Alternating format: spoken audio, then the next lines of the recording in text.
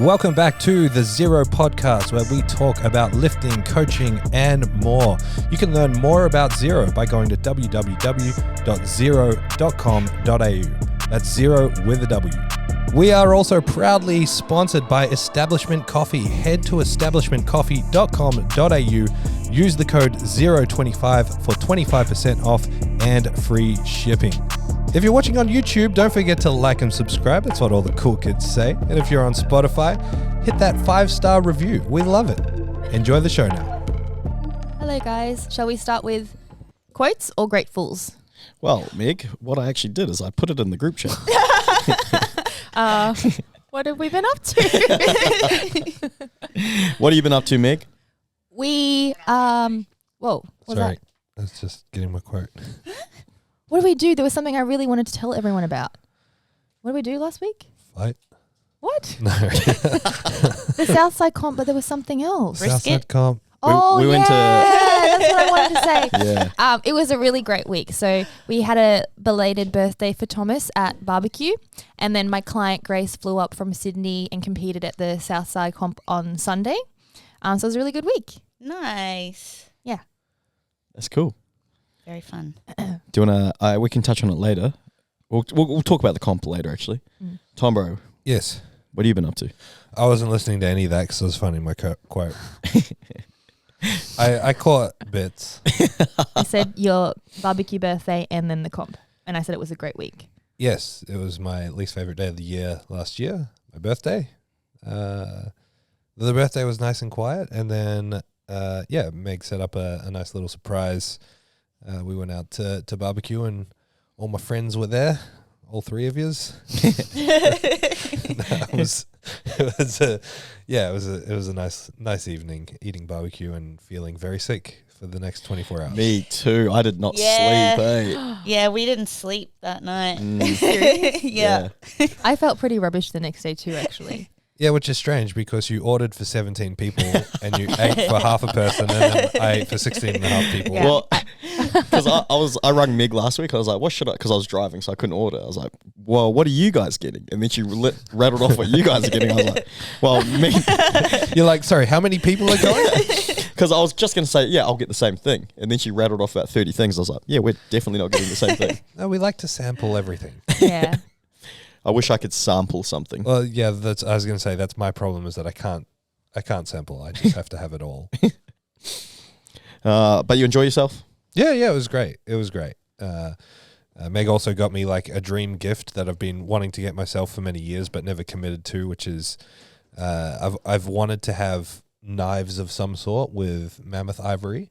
I learned many years ago that there's like an abundance of mammoth ivory and you can get it, and they're constantly finding massive depositories of it. Like there's too much of it, kind of thing. That's Wow. amazing. Yeah. Where are they finding? Where is it mainly populated? Like Siberia, Alaska. Wow. It's like that. So amazing. That's How many years incredible. ago did they go extinct? Does anyone know? Would have been 11,000. the 80s. 11,000.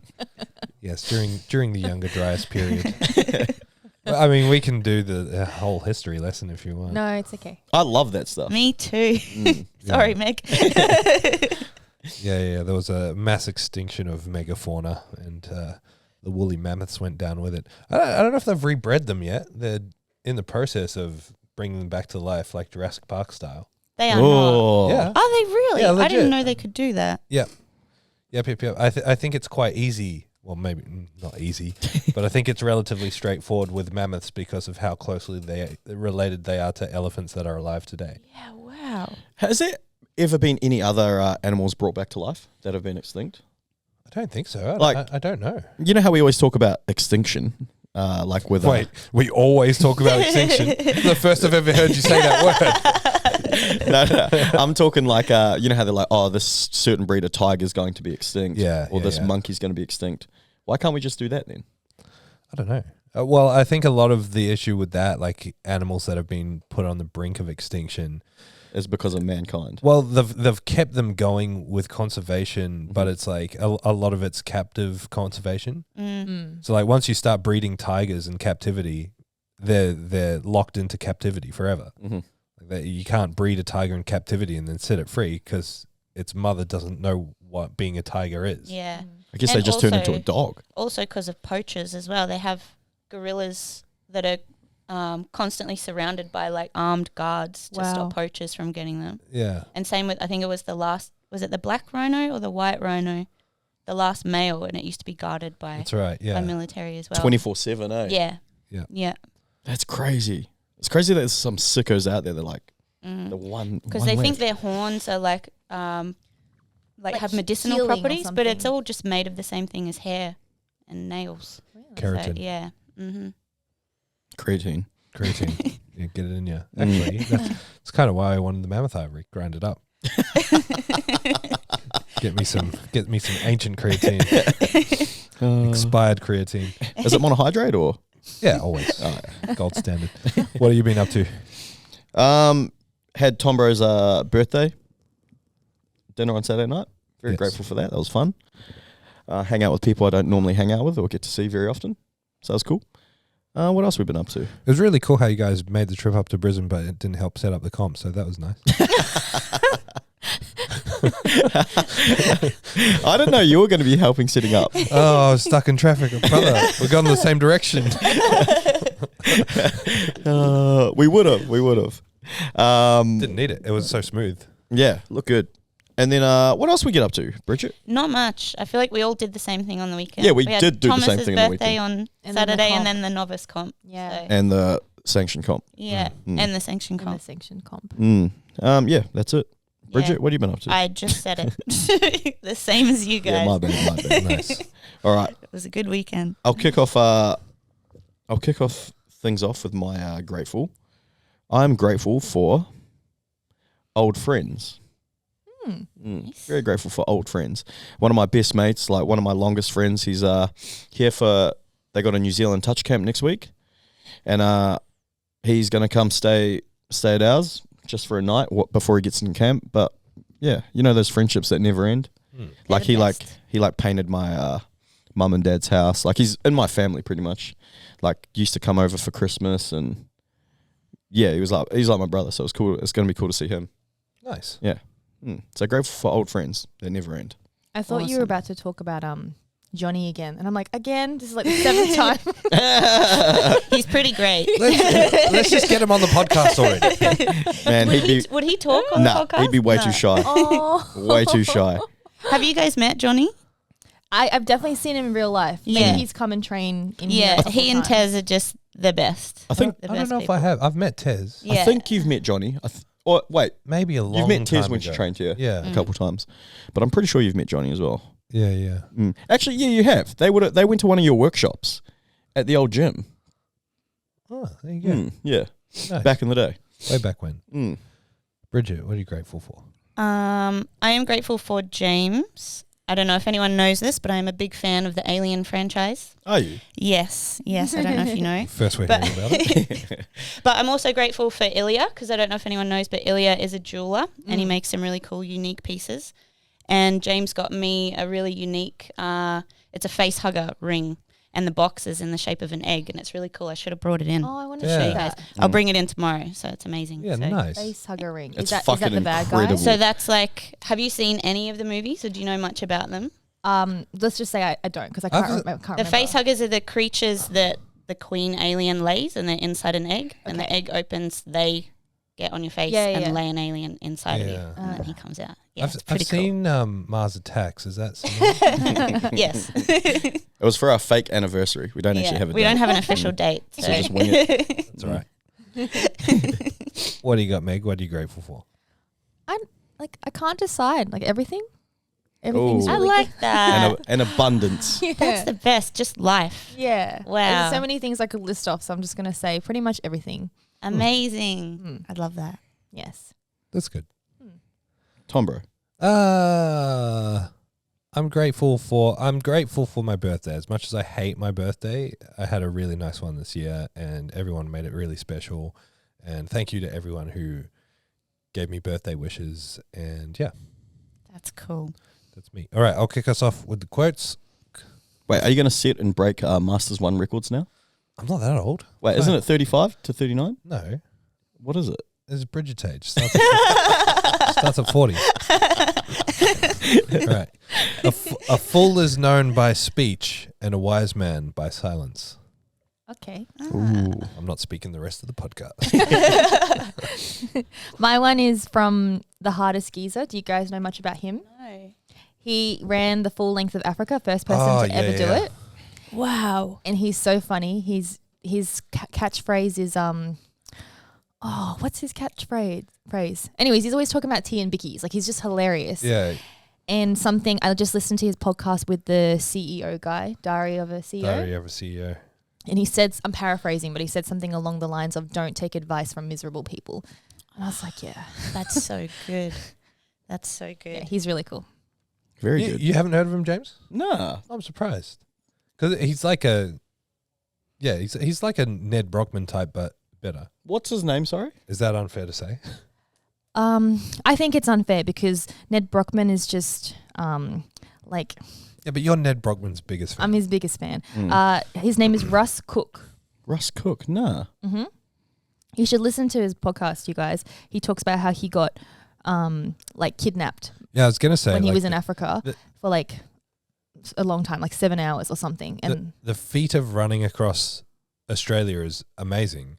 The feat of running across America is even more amazing. But the fact that it's like through hostile territory. Yeah. It's not the same as just a hostile environment. It's like hostile people as well. Yeah. Like That's real, crazy. yeah. real danger. So bro got kidnapped and then carried on his run after that. That he said out of all of the days, that's the only day he kind of considered like, what the hell am I doing here? But every other day he was like, I have to do this. He only kind of considered it. Eh? He had a bandana across his eyes and he was on the back of a motorbike and had no idea where he was going. And I think he got saved by like one phone call because they wanted to rob him and leave him there. Or I don't want to spoil it. Maybe listen to the podcast. Yeah, definitely.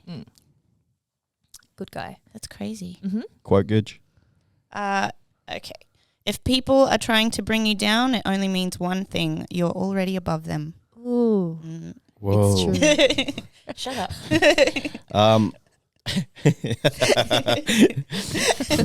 A real man smiles in times of trouble, gathers strength from distress, and grows brave by reflection.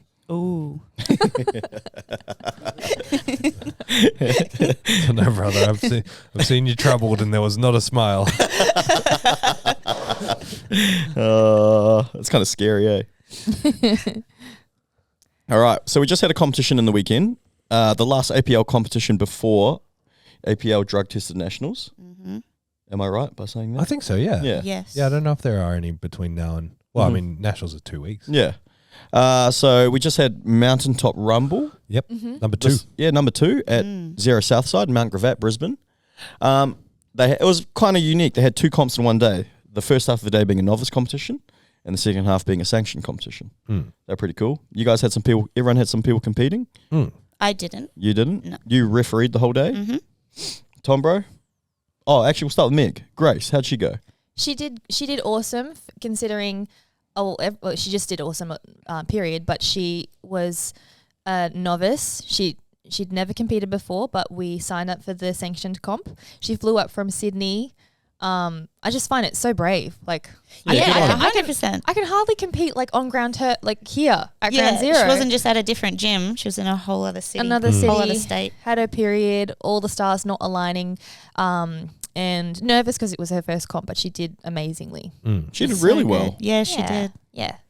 What did so that's her first competition. First competition. So I guess everything is a PB, but definitely pulled a deadlift PB and matched a gym PB for squat, and I think very close to her best bench. But that's like a comp specific bench, so I was very happy with that. Yeah, cool. nice. She did awesome. Yeah. And so how long have you been coaching her?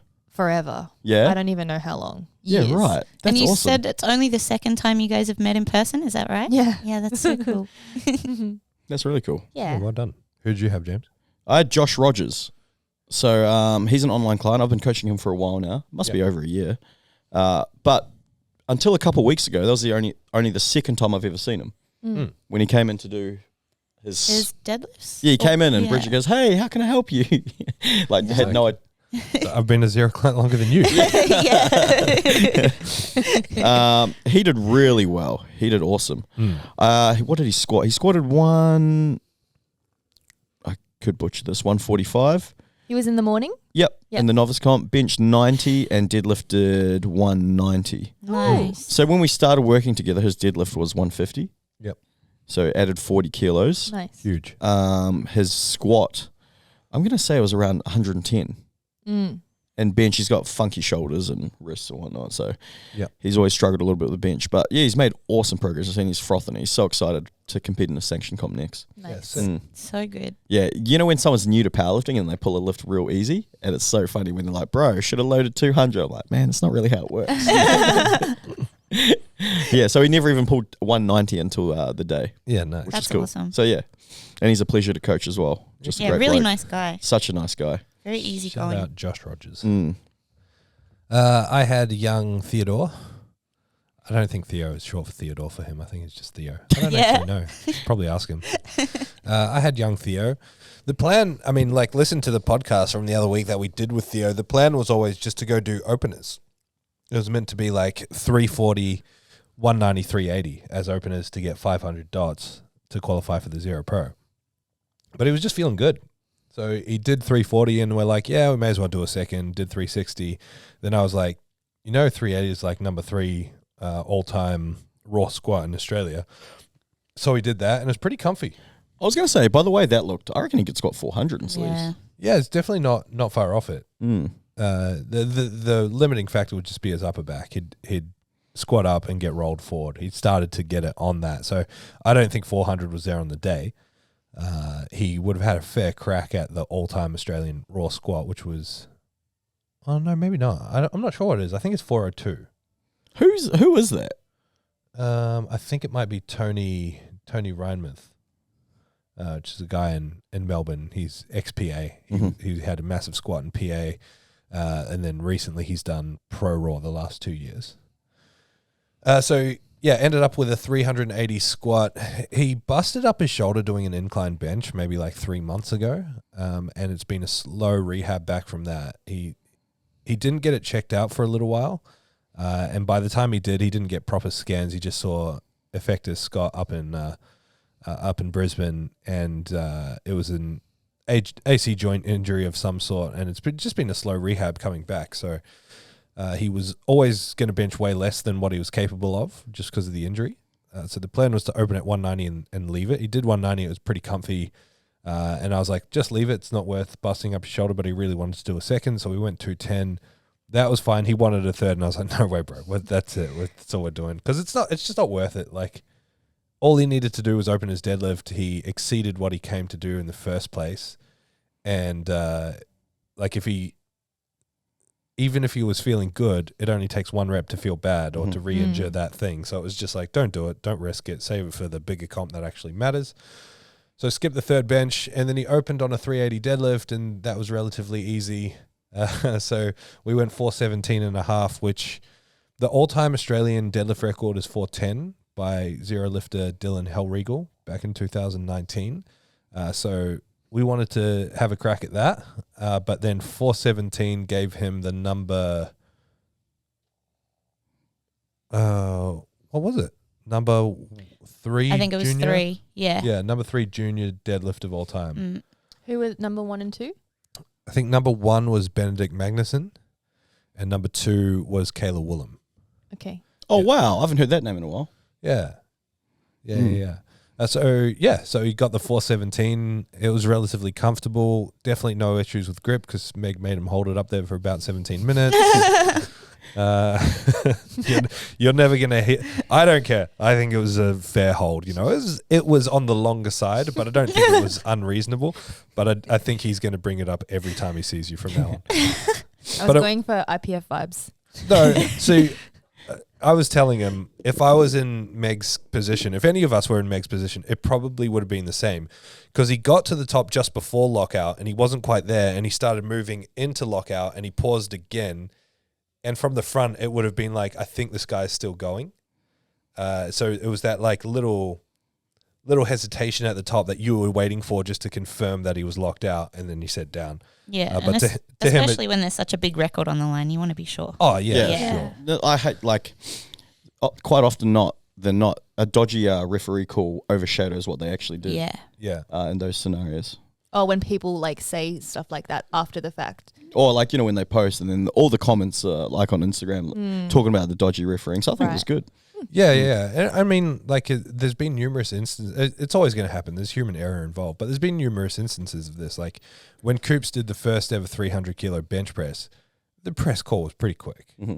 Like even by my standards, I'd say the press call was a little bit too quick, and a lot of people blew up about that. And in my head, I'm like, it's not worth fighting because he was strong enough to do it, and I know that it's only going to be a month or two before we do it again, and everyone just shuts up. And the next time he did it, when he did 306, it was a pause. Like it's, and same thing. Theo, when he did the 390 here as a teenager, that was a relatively quick down call on the deadlift. And he's just proven, and it doesn't matter because he can do it anyway.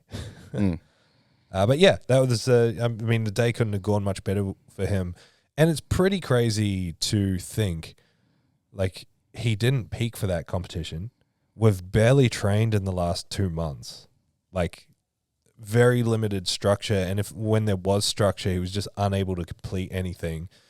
It wasn't a priority at all. And to come in and put up numbers like that and break records like that is just kind of scary to think what he's going to do with consistent training now at a good gym, peaking into a proper competition. Well, because that was still a PB total, wasn't it? Yeah. See, that's insane. I don't know if it was. No, No, it wasn't. He went 1,007. His best is 1,012. Oh, But it was a PB squat and deadlift. when you said to me, you're like to me, you didn't even, because I was emceeing and riffing, I think. You said to me, you didn't even say anything about his deadlift being the biggest all time in Australia. And in my head, I've seen Theo do way more than that. Yeah. So I'm like, do you know what I mean? I was just like, fuck, it really is. But I've forgotten that because I've seen him attempt 460, 480. That's Five- it. I thought the 5:06. same thing. Yeah. When I came back in and I saw it was 417, and I'm just like, oh yeah, he must be going for a third. Is that all? You're legit. When you're like, didn't even say anything, I was like, wow, that's how underwhelmed I was by him pulling 417.5, which is crazy. Yeah. Oh, well, I said it to Daniel afterwards. I'm like, bro, the biggest deadlift ever in this country just got done in your gym. And we're so complacent with people like that because we just see them all the time. That's just it. I like, was super complacent. Theo, another strong day, whatever. Yeah. It's like when Coops benches like 280 for a double. You're like, 280? You know, I've Is seen that it. it? That's me. When I see, I've seen him bench Coops 300. doing 200 of anything, I'm like, Yeah. Standards. strong. It's like when Jordan Castles came in here the other day, bench 215, which is huge. And no one really cared. Like, do you know what, not in a bad way, but because like he's just another strong guy at zero. Yeah. Do you know Theo's a very pleasant guy on comp day, eh? Yeah. He's so sociable. Everyone loved him. Really cool. Yeah, pleasant when you're not the coach and he's off there having a like little social party when I'm like, bro, you've got like 5 minutes till you start and you haven't done the bar yet. He goes to me the other day, man, I was so social yesterday. I was like, yeah, bro, I could tell. Yeah, he loves a chat and everyone that meets him loves him. Yeah. He gives a lot of time and energy to these, especially to kids. Like I say, kids, young lifters that are just so enamored by him. He said to me yesterday, it wasn't even that big a deal. I didn't even think about it. Just to keep the comp flowing nicely, you got people to walk onto the platform this way and walk off that way, which is fine. And he never did it, which is fine. I didn't give a shit. Well, I'm like, but you tell him, I'm like, Theo, bro, walk that way. And then yesterday when Monday he came to the gym. He's like, hey, bro, I'm so sorry about what happened on the weekend. I'm like, I was like, what happened? He goes, it's just like I was just in the zone and I'd walk off the wrong way. I'm like, fuck, that's hilarious. You're apologizing about that. Yeah, I'll tell you what's even funnier. So that end combo rack that we did most of our warm-ups on the far end. And in Southside, if you pay attention to the walls, there's like a divot in the wall at the back that runs all the way from the roof. And it's where there used to be a wall and they've joined the two things together. And they were really lazy with the floor. And so when they lay vinyl over the floor, they just lay it straight over this gap. So there's nothing underneath it. There's just like a hole. And when we were deadlifting, he went through the floor and so like put a big dip in the floor. And it's like, it was bound to happen. Like the gym is laid out in a way where nothing happens on that part of the floor. It's just we had to move it around for the comp. And so I had to quickly move him to the platform out the front. That's why I did that, because we went through the floor out the back. That's why you did that. Yeah, and he felt so bad about it. He said that he felt so bad. I'm like, no, bro, what if like someone deadlifting there was going to go through the floor eventually? It just so happened that it was you. No, but I'm meaning he felt so bad about deadlifting next to the pretty much the main platform. Yeah, he was like, I feel like I'm, being a spectacle when it's supposed to be on the lifter. Yeah, and I'm like, that's really cool. Yeah. But yeah, no, he had an awesome day. Have you got any? So is he going to do wraps for the Zero Pro? Not for the pro. That'll be in sleeves. Okay, but big dogs. He'll probably go wraps because he'll be chasing something huge. Yeah. Okay, cool. I wonder how he's going to go in wraps. I love That's a exciting. sleeve squat. So Yeah, I has don't he know. never He has- competed in wraps before? He's never had them on at all. Oh, wow. Yeah, so we'll have to start doing some of that That's in the cool. next couple of months just to get some exposure to it. But I dare say we'll just use very light wraps and probably just look for that like 5 to 10% boost. Mm-hmm. I'm guessing he'll be squatting between 4 and 420 in sleeves at the pro, depending on how hard we go for it. I think the focus will probably be on big dogs, and the pro will be a feeler comp for him, which means looking for like the 1,000 pounds, 455 at, or 453, but 455 at big dogs. What are you going to do coaching wise at big dogs? You got, I don't know, froth. yeah, that's what I mean. Like Colton, Theo. No one talks about Kurt Keogh. Kurt Keogh, I think, he's the underdog. He might not be at the top of the list this year, but Kurt just consistently works, consistently gets better, and it's just like 800, 900, 1,000, and he's not slowing down.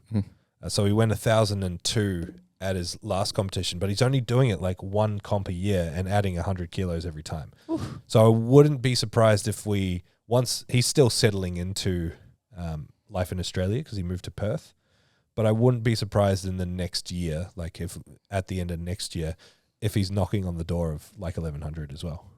What do you do as a coach though in those scenarios where like you've got, let's say, 5 lifters that are going to be chasing their number 1 spot on the podium? Like, do you still call attempt selections where they try chip each other? And have you thought about that?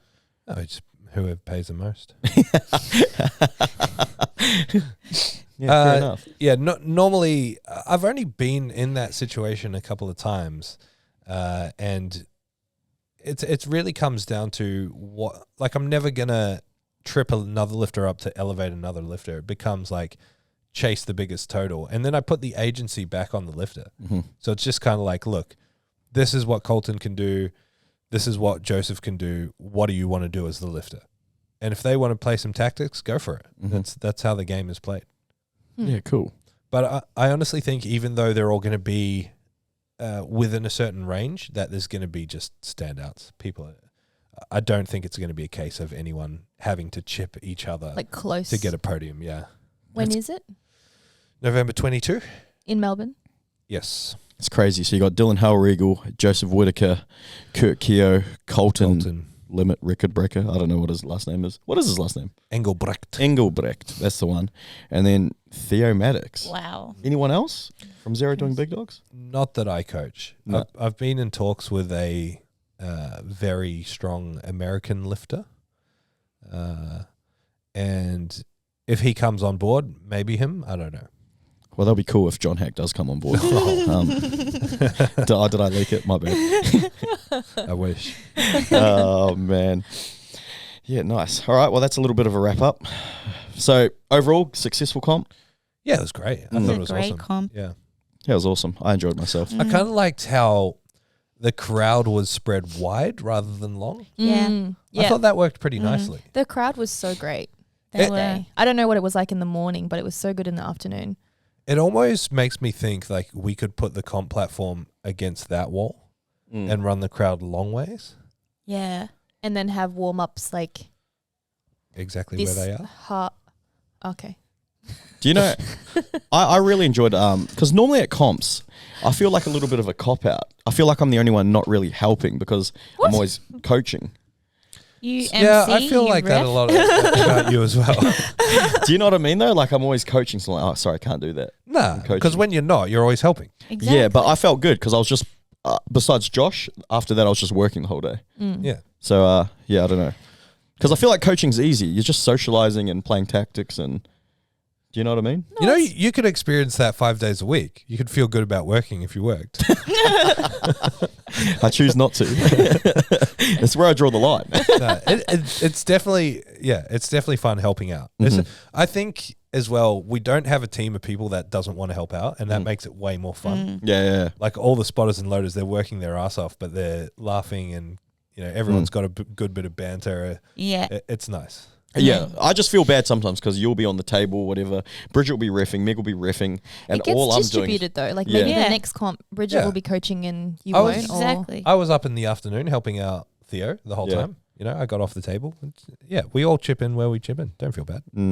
Or it's just coincidence that every comp we run, I've got all my people competing. Well, if anything, that's a positive thing. Like you've grown your clients list so much that you're indisposed at a lot of the comps. 100%.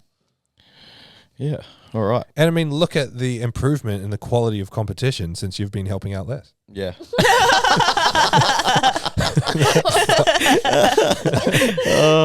Sorry. I was like, hey.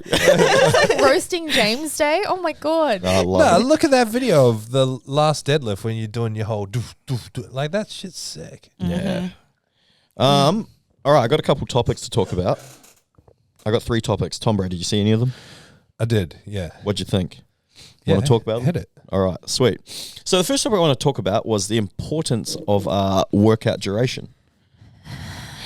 Why working out too long could be detrimental to your progress, and why working out too short could be detrimental to your progress. Well, doesn't that all depend on what you're doing during those 2 hours? The intensity of your training? Why'd you make it 2 hours? You were talking... Oh, well, I don't know. Because that's about the average people training here. You made it 2 hours.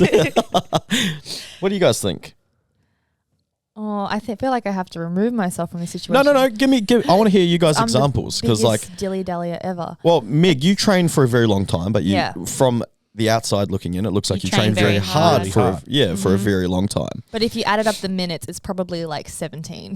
Yes. I think that's the clarification. We were saying this last week. It's like you're here for a long time. You're not actually training that much, but when you are training, you're training fucking hard. I don't know if my perspective of it is fair because I film everything because I usually reuse or repurpose that content for work. And I think if I wasn't filming everything, I'd probably be there a lot less. What? You have something to say? And then also my second perspective is that a lot of people rush their big lifts too much. As in, 2-3 minute rest time, I think should be more like 4 to 6 minutes between. Yes. But that's about it. That's my thoughts. Tom, bro, you're pretty snappy with your training. It's kind of like you kind of I don't know what you actually do, but to me it looks like you always kept your training at around an hour and 10, hour and 20 minutes kind of thing. Like you train pretty efficiently. Now that I'm doing powerlifting again, the squat and deadlift sessions are definitely a little bit longer. But that's because I spend like 40 minutes warming up, doing stuff for my hips before I can comfortably squat. And I could rush that part, but I feel so much better if I don't. And it also forces me to do some of the rehab stuff that I'm meant to be doing that I'm typically a bit lazy with. I definitely think you don't complain about being sore as much now that you have the warm-up routine. Yeah, my hips are actually in a pretty good place. Besides squatting and flats the other week, which ruined them. But fuck, was it that bad? Yeah, it's he still was sore. in so much pain. Yeah, right. Still sore. So, the solution is going to be a mini heel. I just got to buy one. I kind of swing both ways with this. I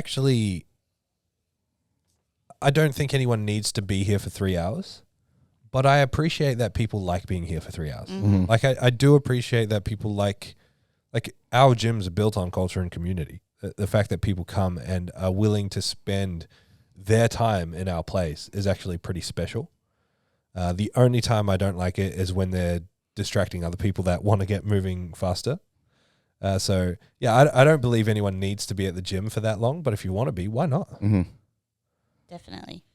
Yeah, so in terms of being detrimental, I would say it's detrimental if you get too social to the point where you're not treating your training very seriously. Like you're using talking to bridge between sets. And if you're talking for 10, 15 minutes, your next set should be so intense because you should be so fresh. But I think people then just half-ass their accessories and just kind of hang around and talk. So I think that's when it gets really detrimental. If you are doing dedicated rest periods on your phone and timing it and not dilly-dallying and not talking and actually being completely focused on the training, you're probably going to have much higher quality sessions. But at the same time, I believe you can do both if you want to. You just have to actively do it. Yeah. What about you, Bridget? You go both ways. Sometimes you'll have really long work. Lately I've been not giving myself enough time to warm up properly or finish my sessions. So, yeah, it's been very detrimental to my training. So I got to turn that around. But, yeah, I've been giving myself about an hour to get everything done, and it's not enough time. It's not if you're warming up. And yeah, definitely. But then, like James said, I'm on the opposite end. Sometimes I'll come in here and I'll have a couple of hours to spare, and then that's when I'm guilty of socializing too much. Yeah. So, yeah, it definitely goes both ways. I sometimes, because I really do like the social aspect, especially pre-training and after. But if someone speaks to me during, I kind of get snapped out of my training mode, which I really struggle with switching back on, even if I'm still warm physically. And I prefer not to talk much at all during my session. Yeah. Sometimes I just want to come in and get it done, but then I can't help myself. Like, I like going over and saying hello to everyone. Yeah, that's true. It's hard not to get caught up. It is hard. Because it's fun. Yeah. Mine swings both ways. I train at peak, because I train at like a peak hour time, like in the afternoon. But I feel like I don't really talk to anyone during my sessions. Not in a bad way, I just get my training done. Because normally during the week I'm on a time crunch. So my sessions actually only go for about 40 minutes. I think you're pretty good until you get about 3/4 of the way through your session, and then you usually end up chatting. It's usually when you're close to like your last couple of exercises. But so during the week it's normally like a 40-minute session where I get like 3 to 4 exercises done pretty hard, or to what I deem to be fucking successful to a level that I believe is hard. And then on a Friday or one day a week I'll spend ages, like where I've got nowhere to be. So last Friday I spent ages, got to do more exercises, but it's more for like enjoyment's sake. Just doing exercise I wouldn't be able to do during the week, like random push-up variations and things like that. But yeah, like if you are in a time crunch, obviously the duration of your workouts matter. And for me, some people might think 40 minutes is too short for a workout. But for me, that's perfect. Because like I finish work, I want to walk poots, I want to train, and I still want to go to jiu-jitsu. So like a 40-minute workout is all I can really fit in. So to me, I think it might just mean that my rest periods are shorter, which could mean I might be taken away from my overall execution or progress on the exercises. But I don't know, I still feel good about what I've done. Like it's still meaningful work that I got in for what I could afford. Yeah, absolutely. I actually think 40 minutes is kind of ample. Like if you're doing, let's say you're doing a chest tricep session, I subscribe to like the modern hypertrophy approach of like just a couple of sets at really high intensity. And you don't need that much rest for them, especially with upper body. So you're talking like 2 to 3 minutes rest, even on the, if you're doing a dumbbell press or something like that, you don't need heaps of rest to bring a high level of intensity to the next set, especially when you're only doing 2 sets. And then with the lower level accessories like flies and machine chest press and all that stuff, you need even less. So you can bang out a really high quality session in like 45 minutes. Like that's what my Tuesday, Wednesday sessions look like with chest and back stuff. And my shoulder session on Saturday is very short as well, but it's hard. Like I leave the gym spent. It's just a different beast with lower body stuff, especially if you're like me and you spend a little bit more time getting ready. But where I think what you're saying is really valid in terms of too short can be detrimental is if you have to rest so short that you can't ramp the intensity on the lifts, or you're decreasing intensity rapidly just by virtue of being tired by not resting enough. Yeah, that's exactly what I was trying to get at. So like, your lower body sessions, the duration goes longer, but it's no detriment. It actually enhances your session because you do allow yourself time to do the rest time, the adequate mobility that you need for your hips and things like that. To be honest, like the majority of the session, if I think of a squat session, like I said, it's like 40 minutes ish. just doing stretches and then the little drills that I do. And then the squat itself, I warm up to the top set pretty quick and then maybe spend 5-minute rests for each set. So call it 10 minutes for the main thing. But then the accessories are bang out really quick. Mm-hmm. I'll give you one of my clients, Morgan. Bridget, you see him training most mornings. Oh, yeah. He warms up so fast. Augustus. Yeah, Augustus strongman. I've never seen someone train harder and faster than him. No matter what the session is, he gets it done in about 40 minutes. It's like he walks in and 5 minutes later there's 4 reds on the bar. Like, that's wild. And then like 20 minutes later, he's doing his side bends and he's out of here. Like my God, he actually does crazy. every single exercise as well. But he still finds time to like chat to people as well. I don't know how it works. Yeah, he gets to his top sets in about 2 minutes and then has a minute and a half rest between sets. And Jesus. he's a monster. Mm-hmm. See, that's how I feel with my shoulder day. I walk in and I literally go straight to the dumbbell rack and start shoulder pressing. Yeah. But I can't do that with squats. Yeah. Josh Shakur does it. Yeah. Like, he's the kind of person that would... Yeah, he he'd just walk in, talk walks to shit, the but then bar. it's like bar 70, 120, 170, 220, 250, Yeah. 270, 300. And it's like being 10 minutes, you're like, bro, you finished? Well, I've got an example of me training really fast the other day. Actually, sorry, Tom, but it was actually during my work hours. I hit a dumbbell overhead press PB. Why would you even say that? No. Here. You'll like this. So one of my clients comes over and goes, bro, I just hit a PB. And he told me. So I was like, okay, I'm going to go beat it right now. And I went over there, did it, and then went back to my table. All right. back to They've my been desk. battling with each other for a little bit now. Which one is this? Let's Josh talk- Honky. Let's talk about your Oh. promotion afterwards. I just had to let him know. So I don't know what it was, 16 reps with the 30 kilo Yeah, dumbbells, no, it like was full the- rate. 32s. I can't remember. It was the 32s. But yeah, cold. And I just went over, did it, paused the last one, Oh, put the dumbbells back, and then just walked back over to my desk and Oh, no, started it was working. the 30s. It Yeah. was pretty funny. shoulder press is nice. so hard. Yeah. Yeah, I don't know how proud you want to be about flexing on a kid. He's a very jacked kid. A 20-year-old, 1-year-old, 60-kilo kid. Bro, that is jacked out of his brain. He is so jacked. He's in incredible shape. Yeah, he actually just hit a bench PB today as well, which is cool. Oh, nice. nice. Very strong. He might go near 600. That's crazy. Like, Very he's getting cool. 10 times body weight Yeah. in that sort of territory. Is he actually 60 kilos? 68. Oh, okay. So he competes at under 67.5s. Yeah. Wait, so say again, he's doing nationals? Yep. Oh, let's put him on the team.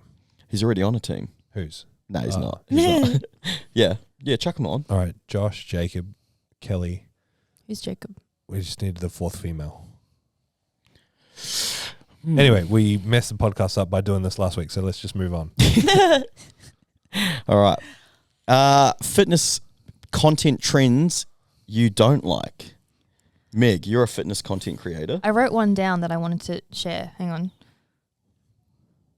Tom, bro, with your recent posts, I'm going to say you're a content creator now too. Just slave to the algorithm, brother. Okay, I have one. I don't even know why I'm doing it. It's cool. Like, it's really out of character.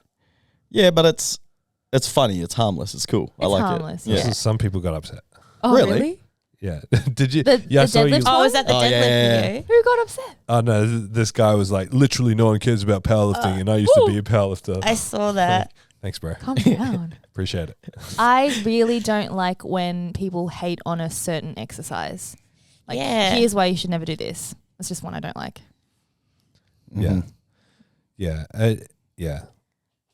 It's so narrow-minded, and it's normally because of like some weird justification where it actually contradicts itself. It's like, never do this way, and then in the video they'll be like, it's not that bad of an exercise, but here's some better. It's like, why use the clickbait then? Yeah, to me it's like when someone's like, don't eat leafy greens because when leafy greens come into contact with this, then like cancer properties come out. It's just not a fan of it. Fair enough. Bridget, you got any content fitness?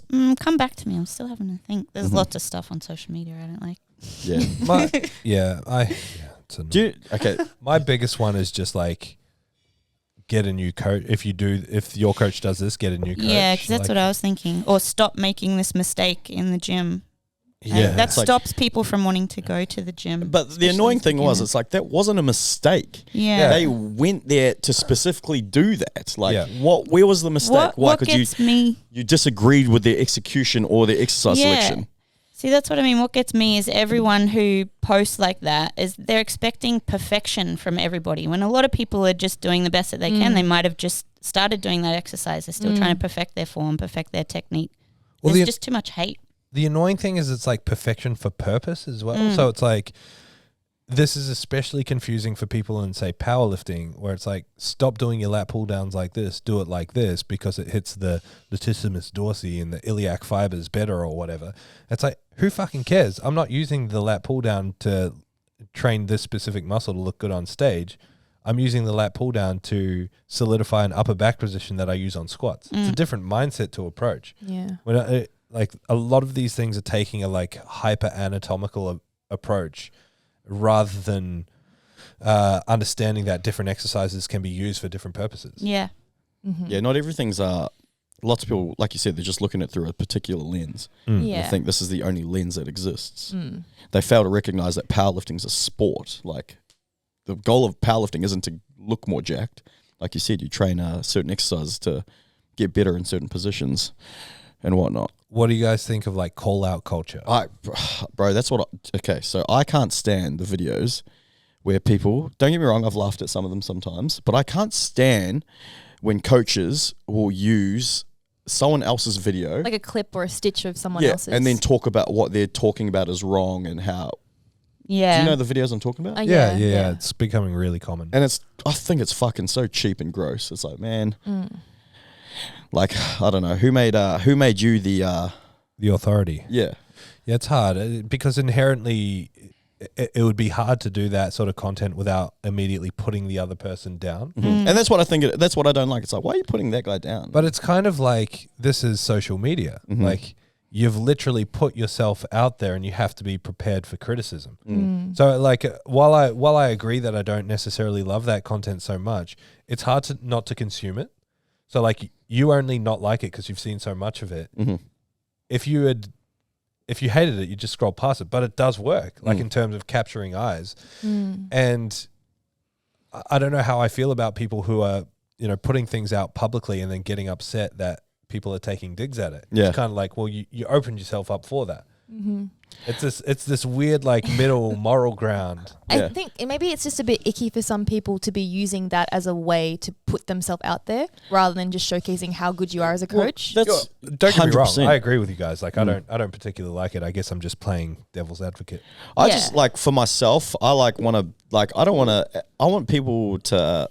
I just look at how I want to be looked at as a coach or viewed as a coach. And I feel like I'm a coach who doesn't argue with other coaches on the internet. I don't really make content and things like that, but so maybe it's not my place to say, but I don't know. I just want to be known for just being a good coach, not getting involved in any drama. Just, like I said, all my content I post is just my clients getting results. Yep. And that's it. Yeah. Yeah, I almost want to delete the reel I made last night because it's just straight up satire. Like, I'm just trying to be funny. Yeah, but that is satire. Yeah, but not everyone takes it as satire. And then I feel like, am I presenting myself in the way that I want to be presented? Because I used to be really passionate about that, and now I just care so little about social media. Because for me, at one point, it was about presenting myself as a coach. I don't care about myself as a coach anymore because it's not my core business. And so, like, I in the last 2 years, I think I have a little bit more fun with social media than anything, rather than looking at it as a business tool. And so I find myself questioning it sometimes, like, oh fuck, is this really me? Like that. Well, like when I put that aggressive reel out, I'm not an aggressive person, but I was like, The one where you're swearing. yeah. I was like, this isn't really me, but it's also a really important message that I truly believe. So it's hard. And it got a lot of attention too. Yeah. Yeah. Yeah, which can sway a person for sure. Definitely. Oh, I should make more of this because this gets a response. Yeah. Aggressive bro 7. But then in the back of my head as well, I'm like, no one's going to remember me for one of those things. Because these days you just watch it and move on. Yeah. Yeah. Just forget about it in a week. But like, for the people that do dive deep into that kind of content, that's literally what they're known for. Yeah. Like, when you hear certain names, oh, he's always arguing with, or he's always doing this shit on. It's like, man, like, it's just, to me, it's just negative. Yeah.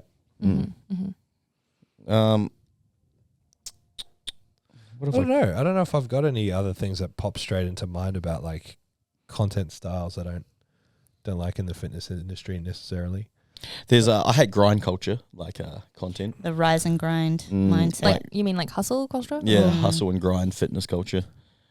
What I love about that, but also from a business perspective, is the breed of comedy that it's made. Have you seen those two Aussie guys that do the fake business podcast thing? Oh, so but they good. seem so real, eh? I know, and people don't get it a lot of the time. They're like, bro, this is just so factually incorrect. It's like, bro, it's a dig. What are their names? I can't remember. I'll send it next time I see it. I see it so like good, every bro. day. Because the first one I saw, I was like, this can't be real. Yeah. And it obviously wasn't real. Yeah. They're pretty borderline sometimes with their humor, but they're so good. They nailed it. James, So can we good. save the next one for next week? Because I have to go to Brisbane. I was going to say, that's pretty much us anyway. But Okay. I really want to talk about the next one. So I do too. don't but forget I that. just, I'm kind of on a time crunch. Sweet. All right. Well, thank you. Bye-bye. Bye. Thank you so much for listening to the ZeroW Podcast. If you want more information, head to our Instagram, @zero_weakness. Hit the link in the bio for all of our services and any information on upcoming workshops and events. Don't forget to leave us a 5-star review so we can have a broader reach and answer more people's questions. Thank you once more.